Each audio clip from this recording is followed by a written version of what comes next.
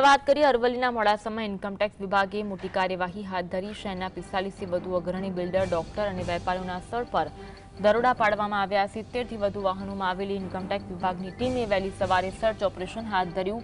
આ કાર્યવાહીના કારણે શહેરના વેપારી વર્ગમાં અફરાતફરીનો માહોલ સર્જાયો। કરચોરી અને નાણાકીય ગેરરીતિઓની તપાસ માટે આ દરોડા હાથ ધરાયા હતા। આ મામલે વધુ તપાસ બાદ વિગતો સામે આવશે। જીએસટીવીના એક્સક્લુઝિવ દ્રશ્યો છે, દરોડા પાડવામાં આવ્યા હતા।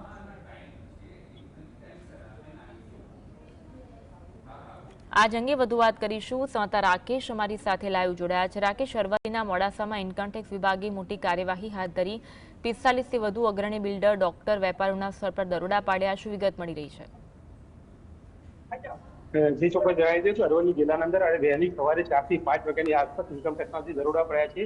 લગભગ 45 જગ્યાએ તપાસ ચાલી રહી છે। વેપારી છે, બિલ્ડર છે અને ડોક્ટરો પણ છે એના અંદર, અને 70 થી વધુ વાહનો અંદર 250 થી વધુ કાફલો અહીંયા ગાડી તપાસ કરી રહ્યો છે। તપાસના અંદર લાંબી તપાસ છે, એના અંદર હાલ તો કોઈ ખબર પડી શકે નહીં, પરંતુ જે શહેરના અંદર આ ઇન્કમટેક્સની લઈને અમુક શોપિંગ છે, દુકાનો પણ ખુલી નથી। વહેલી સવારથી અહીંયા ગાડી લોકોના ટોળા છે અને જે ઘટનાને પગલે ચારે બાજુ શહેરના અંદર ચર્ચા ચાલી રહી છે। જી, તપાસ જે થઈ છે એ તપાસની કોઈ વિગતો સામે આવી છે?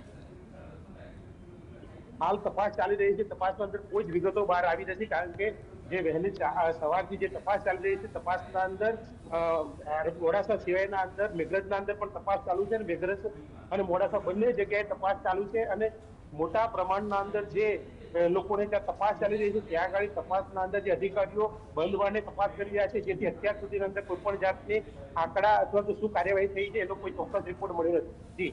જી, કેટલી ટીમ જોડાઈ છે તેમાં? 250 થી વધુ અધિકારીઓ છે, 70 થી વધુ વાહનો અંદર આવે છે, અને 250 થી વધુ અધિકારીઓ આ રેડના અંદર જોડાયા છે। જી, આભાર જોડાવા માટે અને